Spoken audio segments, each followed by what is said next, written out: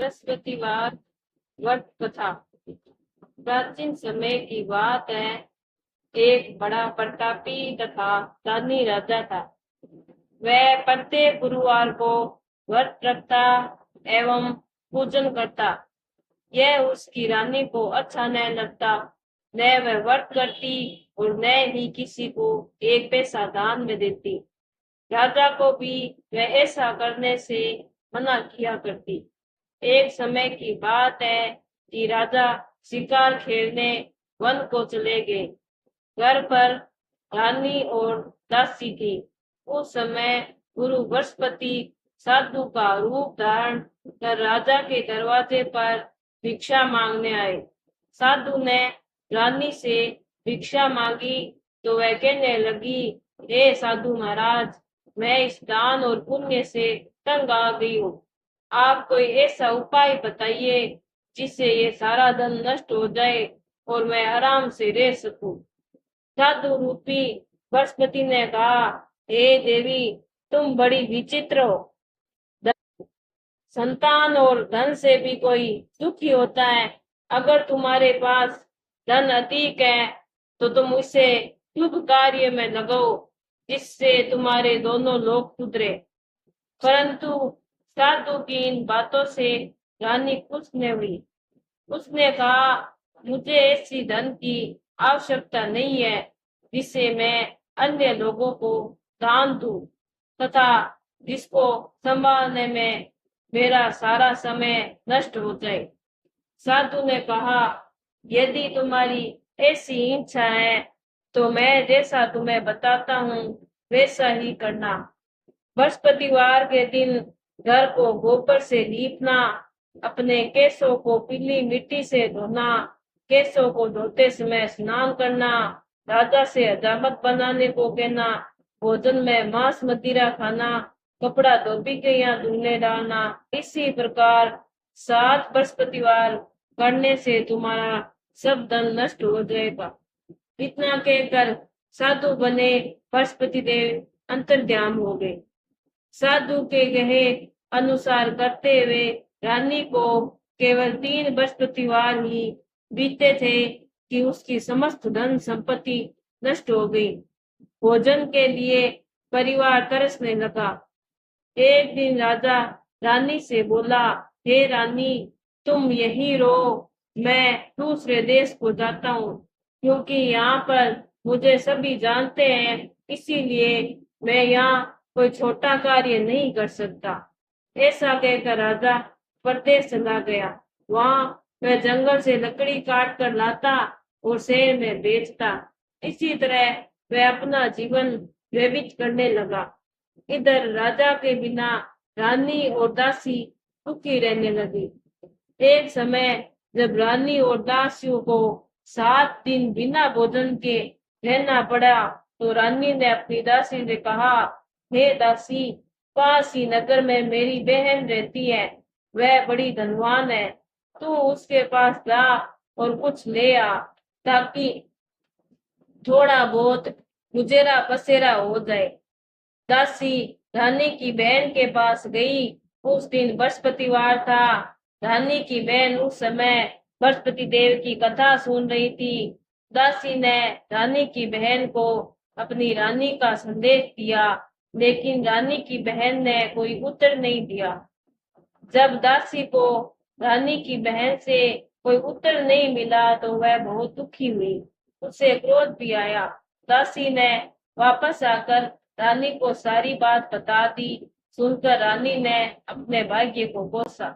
उधर रानी की बहन ने सोचा कि मेरी बहन की दासी आई थी, परंतु मैं उससे नहीं बोली, इससे वह बहुत दुखी हुई होगी।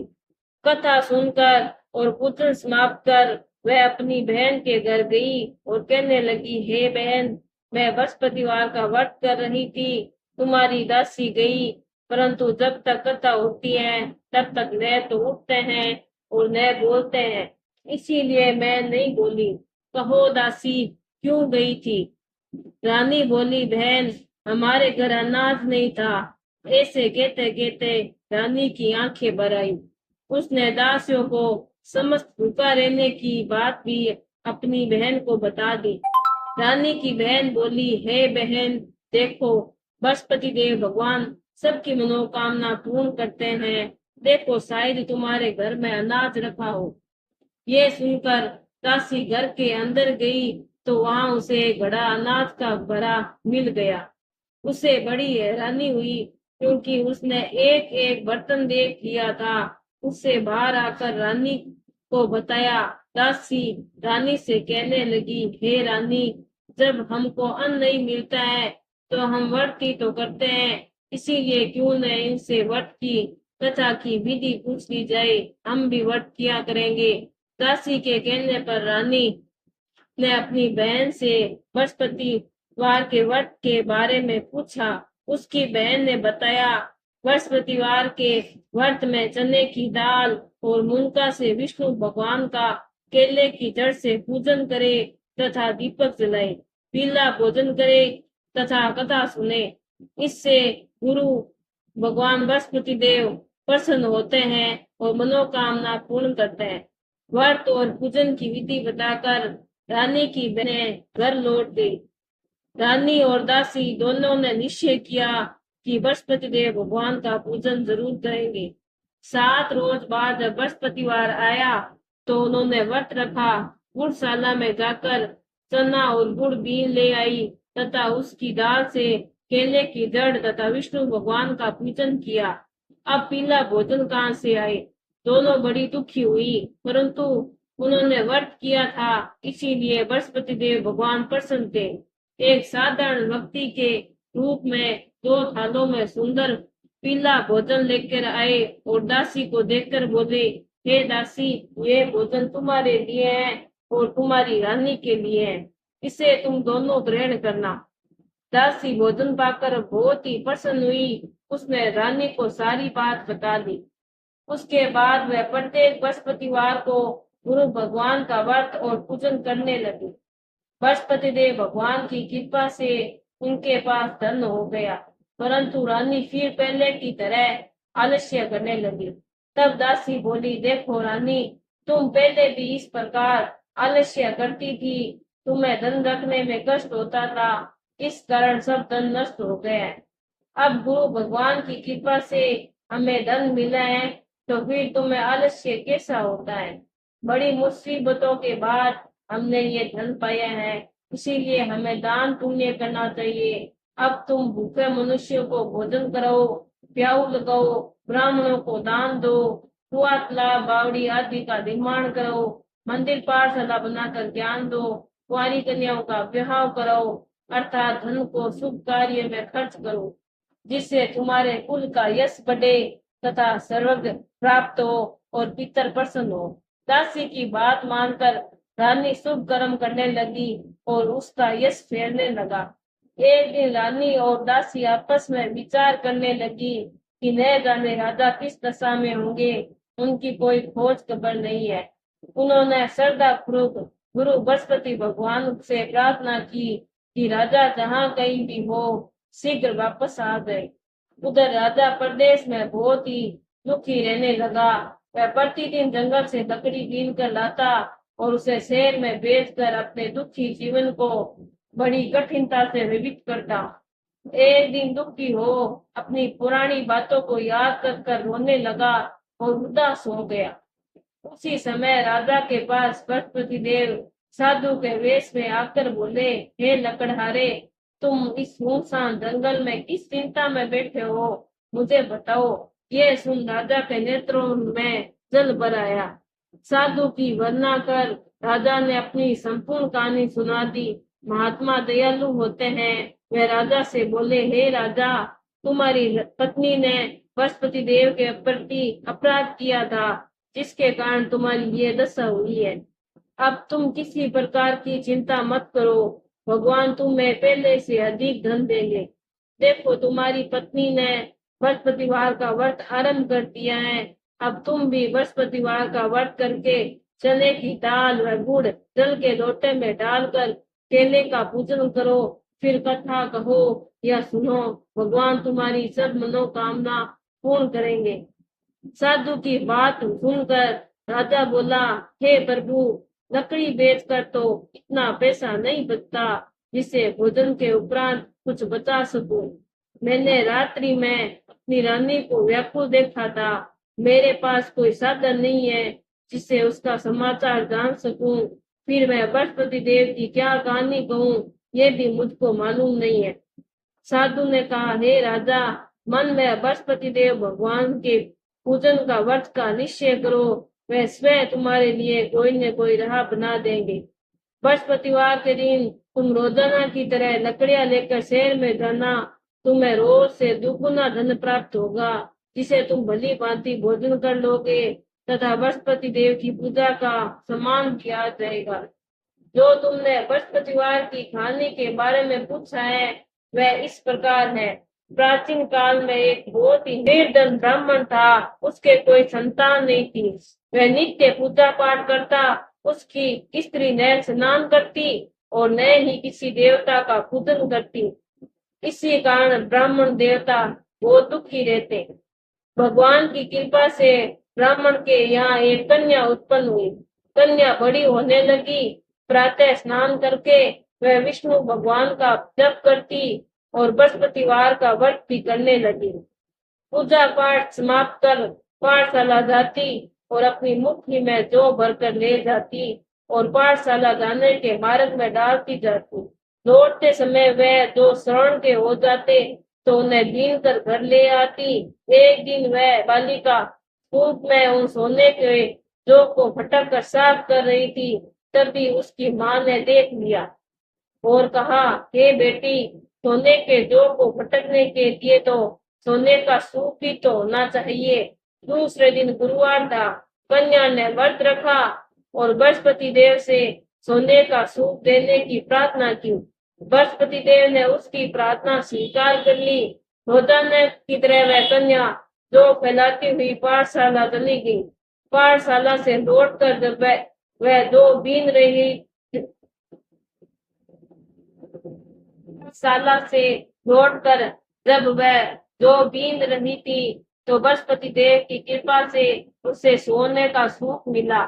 उसे वह घर ले आई और उसे जो साफ करने लगी, परंतु उसकी माँ का वही ढंग रहा। एक दिन की बात है। कन्या सोने के सूप में जब जो साफ कर रही थी तो उस समय नगर का राजकुमार वहां से निकला। कन्या के रूप को देखकर वह उस पर मोहित हो गया।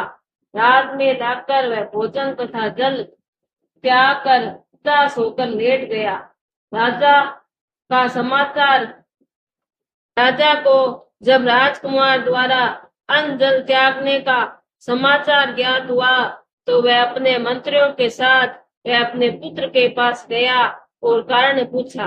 राजकुमार ने राजा को उस लड़की के घर का पता भी बता दिया। मंत्री उस लड़की के घर गया और मंत्री ने ब्राह्मण के समक्ष राजा की ओर से निवेदन किया। कुछ ही दिन बाद ब्राह्मण की कन्या का विवाह राजकुमार के साथ संपन्न हो गया। कन्या के घर जाते ही ब्राह्मण के घर में पहले की भांति गरीबी का निवास हो गया। एक दिन दुखी होकर ब्राह्मण अपनी पुत्री से मिलने गए। बेटी ने पिता की अवस्था को देखा और अपनी माँ का समाचार पूछा। ब्राह्मण ने सभी हाल कह सुनाया। कन्या ने बहुत सा धन देकर अपने पिता को विदा कर दिया। लेकिन कुछ दिन बाद फिर वही हाल हो गया। ब्राह्मण फिर अपनी कन्या के यहाँ गया और सभी हाल कहा तो पुत्री बोली, हे पिताजी, आप माता जी को यहाँ दिवा आओ। मैं उन्हें वह विधि बता दूंगी जिससे गरीबी दूर हो जाए। ब्राह्मण देवता अपनी स्त्री को साथ लेकर अपनी पुत्री के पास राजमहल पहुंचे तो पुत्री अपनी माँ को समझाने लगी, हे माँ, तुम प्रातः काल स्नान आदि करके विष्णु भगवान का पूजन करो, सब दरिद्रता दूर हो जाएगी। परंतु उसकी माँ ने उसकी एक भी बात नहीं मानी।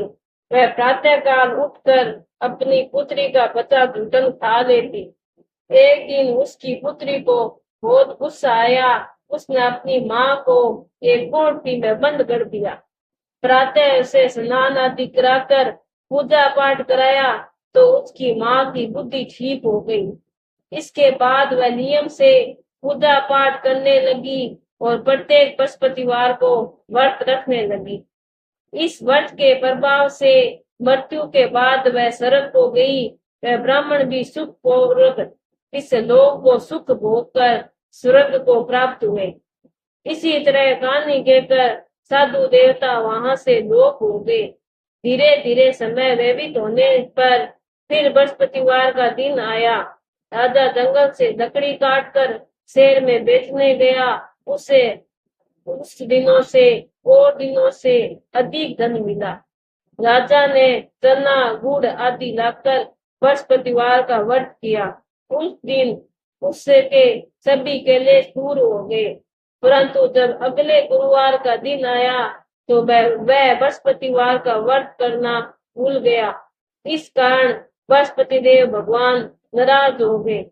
उस दिन उस नगर के राजा ने विशाल यज्ञ का आयोजन किया तथा अपने समस्त गुरुदेव की आज्ञा अनुसार राजा अपने नगर को चल दिया। समस्त राज्य में घोषणा करा दी कि सभी मेरे यहाँ भोजन करने आवे, किसी के घर चूल्हा न जले। इस आज्ञा को जो न मानेगा उसको फांसी दी जाएगी। राजा की आज्ञा अनुसार राजा के सभी वासी राजा के भोज में सम्मिलित हुए, लेकिन लकड़हारा कुछ देर बाद पहुंचा। इसीलिए राजा उसको अपने साथ महल में ले गए। जब राजा लकड़हारे को भोजन करा रहे थे तो रानी की दृष्टि उस खूंटी पर पड़ी जिस पर उसका हार लटका हुआ था। उसे हार खूंटी पर लटका दिखाई नहीं दिया। रानी को निश्चय हो गया कि मेरा हार इस लकड़हारे ने चुरा लिया है। उसी समय सैनिक बुलाकर उसको जेल में डलवा दिया। लकड़हारा जेल में विचार करने लगा कि न जाने कौन से पूर्व जन्म के कर्म ये मुझे दुख प्राप्त हुआ है, और जंगल में मिले साधु को याद करने लगा। तत्काल बृहस्पति देव साधु के रूप में प्रकट हो गए और कहने लगे, हे मूर्ख, तूने बृहस्पति देवता की कथा नहीं की, इसी कारण तुझे दुख प्राप्त हुआ है। अब चिंता मत कर, बृहस्पतिवार के दिन जेल खाने के दरवाजे पर तुझे 4 पैसे बड़े मिलेंगे। उनसे तू बृहस्पति देव की पूजा करना तो तेरे सभी कष्ट दूर हो जाएंगे। अगले बृहस्पतिवार उसे जेल के द्वार पर 4 पैसे मिले। राजा ने पूजा का सामान मंगाकर कथा गई और प्रसाद बांटा। उसी रात्रि में बृहस्पति देव ने नगर के राजा को संपन्न में कहा, हे राजा, तूने जिसे जेल में बंद किया है उसे कल छोड़ देना, वह निर्दोष है। राजा प्रातःकाल उठा और खूंटी पर हार टंगा देकर लकड़हारे को बुलाकर क्षमा मांगी तथा राजा के योग्य सुंदर वस्त्र आभूषण भेंट कर उसे विदा किया। गुरुदेव की आज्ञा अनुसार राजा अपने नगर को चल दिया। राजा नगर के निकट पहुंचा तो उसे बड़ा ही आश्चर्य हुआ। नगर में पहले से अधिक बाग, तालाब और कुएं तथा बहुत सी धर्मशालाएं, मंदिर आदि बने हुए थे। राजा ने पूछा, ये किसका बाग है और धर्मशाला है? तब नगर के सभी लोग कहने लगे, ये सब रानी और दासी द्वारा बनाए गए हैं। राजा को आश्चर्य हुआ और गुस्सा भी आया कि उसकी अनुपस्थिति में रानी के पास धन कहाँ से आया होगा। जब रानी ने ये खबर सुनी कि राजा आ रहे हैं तो उसने अपनी दासी से कहा, हे दासी, देख राजा हमको कितनी बुरी हालत में छोड़कर गए थे, वह हमारी ऐसी हालत देखकर लौटने जाए, इसीलिए तुम दरवाजे पर खड़ी हो जा। रानी की आज्ञा अनुसार दासी दरवाजे पर खड़ी हो गई और जब राजा आए तो उन्हें अपने साथ महल में लिवा आई। तब राजा ने क्रोध कर अपनी तलवार निकाली और पूछने लगा, बताओ ये धन तुम्हें कैसे प्राप्त हुआ? तब रानी ने सारी कथा कह सुनाई। राजा ने निश्चय किया कि मैं रोजाना दिन में 3 बार कथा कहा करूंगा और रोज व्रत किया करूंगा। अब हर समय राजा के दुपट्टे में चने की दाल बंधी रहती। इसी तरह का निश्चय कर राजा घोड़े पर सवार हो अपनी बहन के यहाँ चल दिया। मार्ग में उसने देखा कि कुछ आदमी एक मुर्दे को ले जा रहे हैं, तो उन्हें रोक कर राजा कहने लगा, अरे भाइयों, मेरी बहन की कथा सुन लो।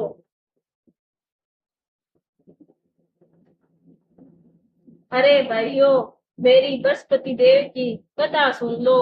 वे बोले, लो हमारा तो आदमी मर गया है और इसको अपनी कथा की पड़ी है। परंतु कुछ आदमी बोले, अच्छा कहो, हम तुम्हारी कथा भी सुनेंगे। राजा ने दाल निकाली और कथा कहनी शुरू कर दी। जब कथा आधी हुई तो मुर्दा हिलने लगा और जब कथा समाप्त हुई तो राम राम कर कर वह मुर्दा खड़ा हो गया। राजा आगे बढ़ा, उसे चलते चलते शाम हो गई। आगे मार्ग में उसे एक किसान खेत में हल चलाते मिला। राजा ने उसे कथा सुनने का आग्रह किया, लेकिन वह नहीं माना। राजा आगे चल पड़ा। राजा के हटते ही बैल पछाड़ खाकर गिर गए तथा किसान के पेट में वो जोर से दर्द होने लगा। उसी समय किसान की पत्नी रोटी लेकर आई। उसने जब देखा तो अपने पुत्र से सब हाल पूछा। बेटे ने सभी हाल बता दिया। बुढ़िया दौड़ी दौड़ी उस घुड़सवार के पास गई और उससे बोली, मैं तेरी कथा सुनूंगी, तू अपनी कथा मेरे खेत पर चलकर ही कहना। राजा लौटकर बुढ़िया के खेत पर जाकर कथा कही, जिसके सुनते ही बैल खड़े हो गए तथा किसान के पेट का दर्द भी बंद हो गया। राजा अपनी बहन के घर पहुंचा। बहन ने भाई की खूब मेहमानी की। दूसरे रोज प्रातःकाल राजा जागा तो वह देखने लगा कि सब लोग भोजन कर रहे हैं। राजा ने अपनी बहन से पूछा, ऐसा कोई मनुष्य है जिसने भोजन नहीं किया जो मेरे बृहस्पति देव की कहानी सुन ले। बहन बोली, हे भैया, ये देश ऐसा है, पहले यहाँ लोग भोजन करते हैं, बाद में अन्य काम करते हैं। फिर वह एक कुम्हार के घर गई जिसका लड़का बीमार था। उससे मालूम हुआ कि इसके यहाँ 3 दिन से किसी ने भोजन नहीं किया है। रानी ने अपने भाई की कथा सुनने के लिए कुमार से कहा। वह तैयार हो गया। राजा ने जाकर बृहस्पतिवार की कथा कही, जिसको सुनकर उसका लड़का ठीक हो गया। अब तो राजा की प्रशंसा होने लगी। एक दिन राजा ने अपनी बहन से कहा, हे बहन, मैं अब अपने घर जाऊंगा, तू भी तैयार हो जा। राजा की बहन ने अपनी सास से अपने भाई के साथ जाने की आज्ञा मांगी। सास बोली, चली जा, परंतु अपने लड़कों को मत ले जाना, क्योंकि तेरे भाई के तो कोई संतान नहीं होती है। बहन ने अपने भाई से कहा, हे भैया, मैं तो चलूंगी, परंतु कोई बालक साथ नहीं जाएगा। अपनी बहन को भी छोड़कर दुखी मन से राजा अपने नगर को लौट आया। राजा ने अपनी रानी से सारी कथा बताई और बिना भोजन किए वे सैया पर लेट गया। रानी बोली, हे प्रभु, बृहस्पति देव ने हमें सब कुछ दिया है, वे हमें संतान अवश्य देंगे। उसी रात बृहस्पति देव ने राजा को सपन में कहा, हे राजा, उठ, सभी सोच त्याग दे, तेरी रानी गर्भवती है। राजा को यह जानकर बड़ी खुशी हुई। 9वें महीने रानी के गर्भ से एक सुंदर पुत्र पैदा हुआ। तब राजा बोला, हे रानी, स्त्री बिना भोजन के रह सकती है, परंतु बिना कहे नहीं रह सकती। जब मेरी बहन आए तो तुम मुझे कुछ मत कहना। रानी ने हाँ कर दी। जब राजा की बहन ने ये शुभ समाचार सुना तो वह बहुत खुशी हुई और बधाई लेकर अपने भाई के यहाँ आई। रानी ने तब उसे आने का उलेना दिया। जब भाई अपने साथ आ रहे थे तब तो टाल गई, उनके साथ नहीं आई और आज अपने आप भागी भागी बिना बुलाए आ गई। तो राजा की बहन बोली, भाई मैं इस प्रकार न कहती तो तुम्हारे घर औलाद कैसे होगी। बृहस्पति देव सबकी मनोकामना पूर्ण करते हैं। जो सद्भावना पूर्वक बृहस्पतिवार का व्रत करता है एवं कथा पढ़ता है अथवा सुनता है और दूसरों को सुनाता है, बृहस्पति देव उसकी सभी मनोकामनाएं पूर्ण करते हैं, उनकी सदैव रक्षा करते हैं।